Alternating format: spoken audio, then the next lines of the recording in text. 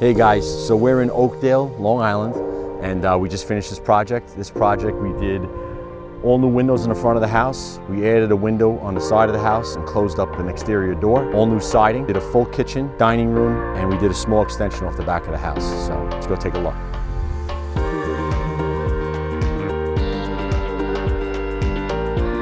So if we start in here in the kitchen, we can see there used to be a drop header here. To do a kitchen ceiling correctly, so you don't have problems hanging the cabinets, you have to level the entire ceiling. This kitchen is completely different from what it was. There used to be a back door there, really a side entrance door, and there was no window. So we added the window, we moved the sink, we moved everything we had to move around. The dining room, clients chose to do this nice custom cabinetry for like a barn up area, some extra pantry for the kitchen. Came out really nice.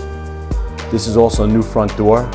This front door we had to move over probably about 6 inches. Walking into their great room, there used to be 2 columns here. We moved, increased the size of the header. The house used to end right here, where you see this line. We actually built an extension out because they always wanted to fill that void, and it gained a tremendous amount of room for the great room now. Now, since we did that, we also have to be able to walk down our new back door, and we put a new deck outside.